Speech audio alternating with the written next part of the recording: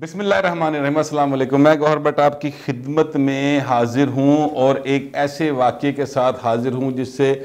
पाकिस्तान की जो अदलिया है वो पूरी दुनिया में वो ज़ेर बहस आई हुई है। ये शायद जो दौर है ये बड़ा तारीख़ी दौर है जिसमें हम ज़िंदा हैं, यानी पेंडेमिक है कोरोना का, और सारी दुनिया इस अज़ाब में है। ये पेंडेमिक जो है पिछले 100 साल में इस तरह का पेंडेमिक नहीं देखा गया। अच्छा, फिर ये जो हमारा इमरान खान है, अल्लाह के फजल से जो हमारी हुकूमत है, इस तरह का हुक्मरान भी शायद मेरा ख्याल है कि मकबूलों का अखीरला जो रंगीला, वो रंगीला शाह पता नहीं क्या उसका नाम था, मैं जिसको रंगीला कहा जाता है, बहरहाल वो था। उसके बाद इमरान खान हमें मिले हैं। इसी तरह अब जो कुछ सोसाइटी के ऐसे दबाव सोसाइटी में बन गए हैं सियासी और माशी हालात की वजह से कि उससे कोई शख्स भी जो है वो मुतासिर हुए बगैर नहीं रह पा रहा। अदलिया में 2 वाक़यात हुए पिछले 8-10 रोज़ के अंदर जो इससे पहले कभी देखने में सुनने में नहीं आए। ये बिल्कुल हुआ कि अदलिया के अंदर जजेस जो हैं वो एक दूसरे की राय से इख्तलाफ करते हैं और फैसले एक दूसरे के से जो है मुतज़ाद फ़ैसला देते हैं। यानी वो समझते हैं कि एक बेंच में 3 जज बैठे हैं तो 2 एक तरफ दे देंगे, एक कहेगा नहीं जी मेरा नोट जो है वो इससे डिफरेंट है, तो उनका एक इख्तलाफी नोट आ जाता है। ये बिल्कुल एक रूटीन है, पूरी दुनिया में ऐसा होता है। लेकिन पाकिस्तान की अदलिया में ये तारीख़ी कारनामा यहीं पर हुआ कि शहबाज शरीफ की ज़मानत का केस था, तो उसमें 2 जजेस ने फैसला दिया, उसके बाद उसको अनाउंस कर दिया गया। 3 रोज़ तक वो हाई कोर्ट के पोर्टल पर लगा रहा फैसला कि जनाब बेल गारंटीड हो गई है। उसके बाद जब वो फैसले पे ऑर्डर साइन करने के लिए भेजा गया तो जस्टिस असजद जवेद गुराल साहब ने कहा जनाब मैं तो इस फैसले में इत्तफाक ही नहीं करता। अच्छा, फिर ये बात तो अपनी जगह पे रही, लेकिन उसके साथ साथ उन्होंने जो किया वो ये किया कि जनाब उन्होंने अपना जो रिटन ऑर्डर दिया उसमें उन्होंने जस्टिस सरफराज डोगर साहब जो बड़े सीनियर जज हैं लाहौर हाई कोर्ट के, उनके ऊपर बाकायदा ये इल्ज़ाम लगा दिया कि मैंने तो इत्तफाक ही नहीं किया था, मैंने तो इख्तलाफ किया था। इसके बावजूद इन्होंने ये अपने चपड़ासी के ज़रिए, नायब कासद के ज़रिए अनाउंस करवा दिया कि जनाब बेल जो है वो दे दी गई है। ये एक तारीख़ी वाक़या था, इस पर मैं तफसीली वीलाग कर चुका हूँ। आज जो वाक़या हुआ वो इस पाकिस्तान की सबसे बड़ी अदलिया और उसमें सुना जाने वाला सबसे ज़्यादा अहम केस जिसकी बड़ी तारीख़ी अहमियत है, जस्टिस काजी फ़ाइज़ ईसा की नज़र सानी की जो दरख्वास्त है अपने रेफरेंस में दिए जाने वाले फ़ैसले के हवाले से, उसमें ये एक वाक़या पेश आया जिसमें पूरी दुनिया का मीडिया जो है वो उस पर तबसरे कर रहा है। अब मसला ये है कि जो पाकिस्तान से बाहर मीडिया है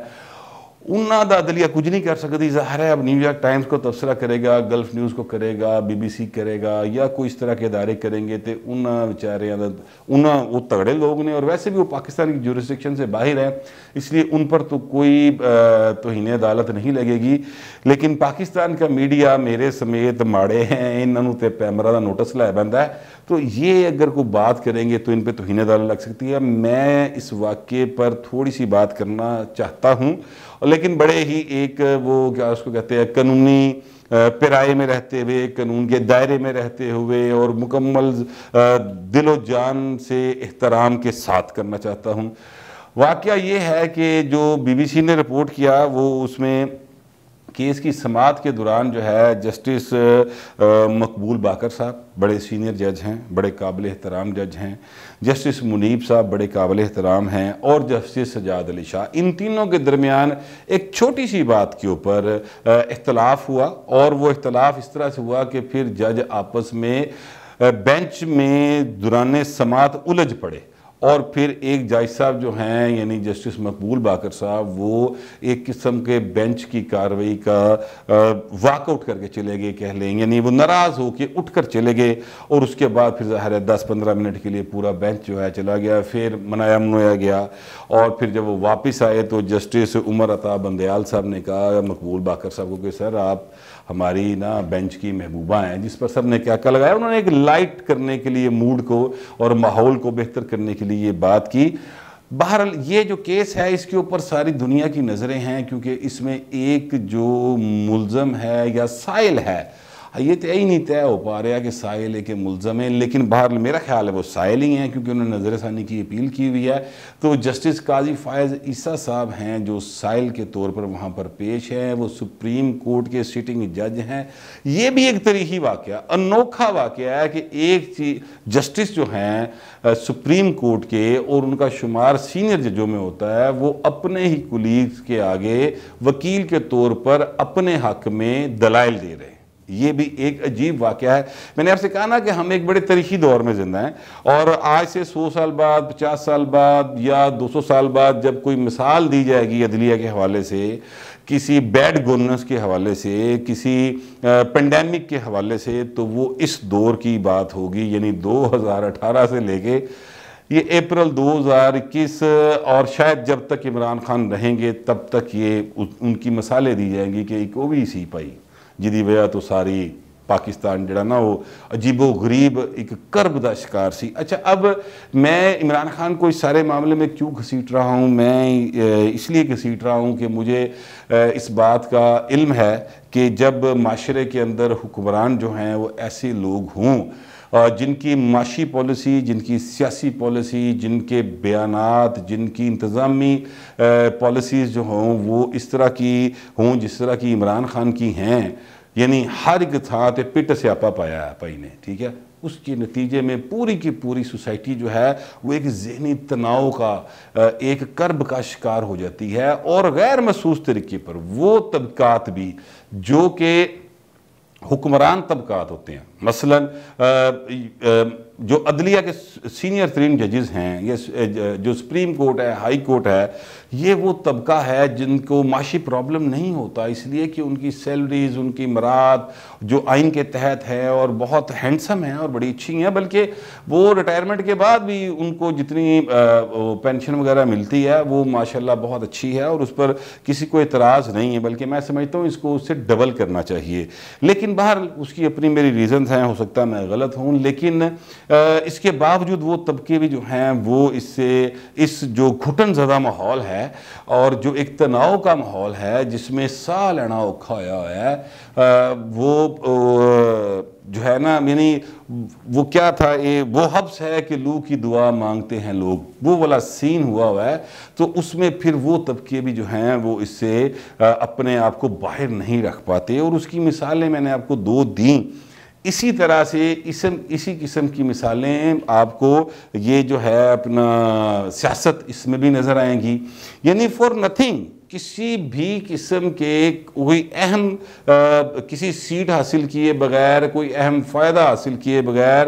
خام خواہی پیپلز پارٹی اور نون لیگ دوجے نہ کتی چیکا پا بیٹھیاں، اور پی ڈی ایم کی جو موومنٹ تھی اچھی خاصی چل رہی تھی، وہ دی گڈی دے پہیے وکھرے ہو گئے، کوئی ادھر ٹر پیا، کوئی ادھر ٹر پیا، ایکسیڈنٹ آپس ہی رل کے ایکسیڈنٹ ہو گئے، ٹھیک ہے۔ اچھا، اب اس کو خیر دوبارہ اکٹھا کرنے کی کوشش ہو رہی ہے، وہ میں آپ کو پہلے بتا چکا ہوں، محمود اچک سعید صاحب اور اختر مینگل صاحب اور وہ انس نورانی صاحب نے نون لیگ پیپلز پارٹی سے رابطے بھی کیے ہیں، اور اس والے میں کہا جا رہا ہے کہ جناب وہ جلد ہی ملاقاتیں بھی کریں گے بلاول صاحب سے، مریم صاحب سے، بلکہ اب شاید مریم سے کم کریں،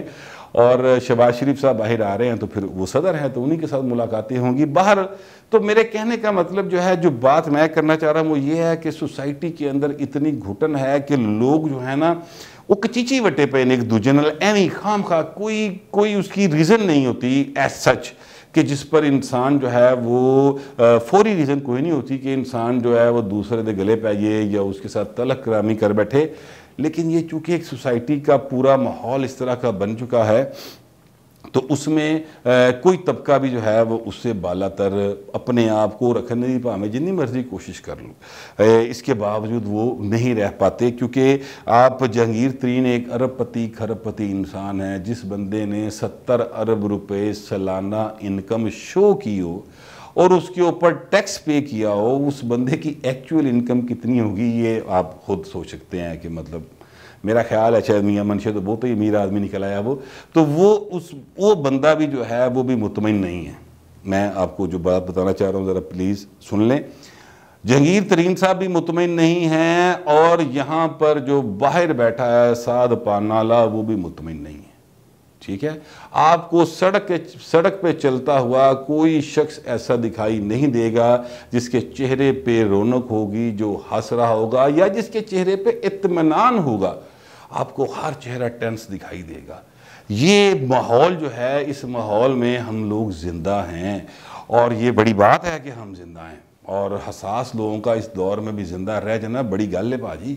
بہرحال اللہ کا کوئی خاص کرم ہے۔ میں صرف یہ کہنا چاہ رہا ہوں کہ اس ماحول نے ہماری سپیریئر عدلیہ کو بھی نہیں بخشا، یعنی وہ بھی اس کا شکار ہو گئے ہیں۔ یہ ہوتے ہیں کچھ سبز قدم حکمران، ویسے تو ان کو لاہور کی زبان میں کچھ اور کہا جاتا ہے، لیکن میں تھوڑا سا چلو حیا ہی کر لینے ہیں، پردہ ہی رہ لینے ہیں، ویسے انہوں نے کوئی حیا نہیں ہے، لیکن یہ ایسا سبز قدم حکمران آیا اللہ کے فضل سے، عمران خان، کہ جدو دا انہیں پیر پایا نا، اسو دا پورے پاکستان دے وچ ایک اجاڑ ہی پھری پئی ہے۔ کوئی کاروبار نہیں چل رہا، کسی کا نوکری سیف نہیں ہے۔ 1,34,00,000 انسان پچھلے 2 سال میں بے روزگار ہو چکے ہیں۔ یہ میں اپنے پاس سے نہیں کہہ رہا، یہ رپورٹ ہے باقاعدہ سرکاری محکمے کی۔ اس طرح کے ماحول میں جب انسان رہ رہے ہوتے ہیں تو اس میں پھر نکی موٹی نوک جھوک جو ہے وہ ہونا ایک لازمی امر ہے۔ اسی طرح کے حالات میں ہم زندہ ہیں۔ بہرحال میں بات کر رہا تھا ججز کی، جو آج وہ آپس میں الجھ پڑے۔ پاکستان کی عدلیہ کے ایسے بہت سارے فیصلے ہیں جن پر ہم بہت زیادہ معترض ہیں، ہمیں بہت زیادہ اعتراض ہے، اور صرف مجھے نہیں ہے، پاکستان کی شاید بہت بڑی اکثریتی آبادی کو اعتراض ہے۔ جسٹس منیر کے فیصلوں پہ لوگوں کو اعتراض ہے، مولوی مشتاق کے فیصلوں پہ اعتراض ہے، بھٹو کیس پہ اعتراض ہے، نواز شریف صاحب کو نااہل قرار دینے پہ اعتراض ہے، عمران خان کو صادق اور امین قرار دینے پہ اعتراض ہے۔ بہت بڑی تعداد ہے جو کہ ایسے فیصلوں پر اعتراض رکھتی ہے، لیکن یہ پہلی بار ہو رہا ہے کہ پاکستان کے اندر سٹنگ ججز جو ہیں وہ پچھلے ہفتے انہوں نے لکھ کے ایک دوسرے پہ الزام لگائے، لکھ کے 2 ہائی کورٹ کے ججز نے ایک دوسرے پر لکھ کر الزام لگائے اپنے فیصلوں میں، اور آج سپریم کورٹ کے 3 ججز آپس میں الجھ پڑے۔ یہ جو بات ہے، اس کو اگر کوئی لائٹ لینا چاہتا ہے تو پھر وہی مرضی ہے، لیکن ایک کیا سو کہتے ہیں، ایک پولیٹیکل سائنس کا اسٹوڈنٹ ہونے کی حیثیت سے، ایک صحافت کا اسٹوڈنٹ ہونے کی حیثیت سے، اور اس معاشرے کا ایک فرد ہونے کی حیثیت سے میں اس کو لائٹ واقعہ نہیں لے سکتا۔ ان سارے واقعات کو جتنے میں نے بیان کیے ہیں، یہ سارے واقعات یہ بتا رہے ہیں کہ ہماری سوسائٹی جو ہے وہ بہت زیادہ گھٹن کا شکار ہے، اور اس میں تازہ ہوا کا جھونکا جو ہے وہ آنا بہت زیادہ ضروری ہے۔ اب وہ تازہ ہوا کا جھونکا کہ تو باہر پہ آنا کوئی نہیں یار۔ بائیڈن نے آ کے ہمارے ملک کی بھاگ دوڑ نہیں سنبھالنی، اس نے آ کے ہمارے حالات ٹھیک نہیں کرنے، نہ ہی یہ کام جو ہے وہ رشیا کے پوٹن صاحب کریں گے، نہ ہی بورس جانسن کو تکلیف ہے، نہ ہی چائنا کو کوئی مسئلہ ہے کہ وہ ہمارے حالات ٹھیک کرے۔ یہ تو ہمیں خود ہی کرنے ہیں، اور اس کو کرنے کے لیے اگر عوام اٹھیں گے تو وہ انقلاب کی صورتحال ہوگی، اور وہ فی الحال نہیں ہے۔ سچی جڑی گل ہے، ایویں لوکی گلاں کردے ہیں، مریم جو مرضی پہ کہے، نواز شریف جو مرضی پہ گئے، بلاول جو مرضی پہ کہے، لیکن ابھی فی الحال ایسے کوئی حالات موجود نہیں ہیں۔ ادروائز پھر کیسے ٹھیک ہوگا؟ پھر یہ ٹھیک انہی کو کرنے پڑیں گے جنہوں نے اس حالات تک لوگوں کو پہنچایا ہے، اور وہ لوگ جو کون ہیں، وہ وہی ہیں جو اس ملک کے کرتا دھرتا ہیں، اور جن کو لوگ سلیکٹرز کے نام سے یاد کرتے ہیں، اور جنہوں نے اس ایپ پائی جڑا پتہ نہیں کتھوں لب کے لے آندا نہیں یار، وہ لا کے ہمارے سر پہ مسلط کر دیا ہے۔ دنیا ساری کہہ رہی ہے کہ معیشت پاکستان دی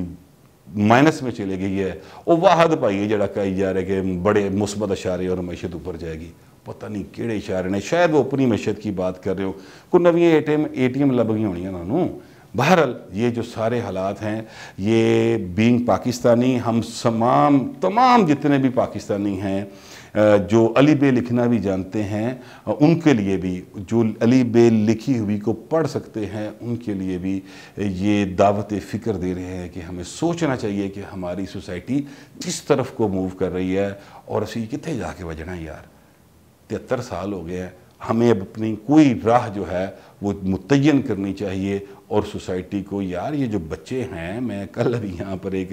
ہمارے وہ اسسٹنٹ پروڈیوسر ہیں، ان سے ان بچے کو کہہ رہا تھا کہ یار اسی جنی گزارنی سی گزار لی، یا مجھ سے بڑوں نے بھی گزار لی، آپ نوجوان ہیں، 20-21 سال 22 سال آپ کی عمر ہے، تو بیٹا ہم آپ کو کوئی اچھا پاکستان دے کے تو فی الحال نہیں جا رہے۔ کوشش کرنی چاہیے کہ ہم اپنی جو نسل ہے 20-21-22 سال والی، اس کو اچھا پاکستان دے جائیں، ان حالات کا پاکستان نہ دے جتنے سا لینا اوکھا ہوئے۔ یہ میری دکھ اور تکلیف تھی، تو میں نے سوچا تانوں کیوں سکون نہ سون دواں، تاڑے دے کبھی بچا ہی دواں۔ فی الوقت اتنا ہی، ملتے ہیں اگلے ویلاگ۔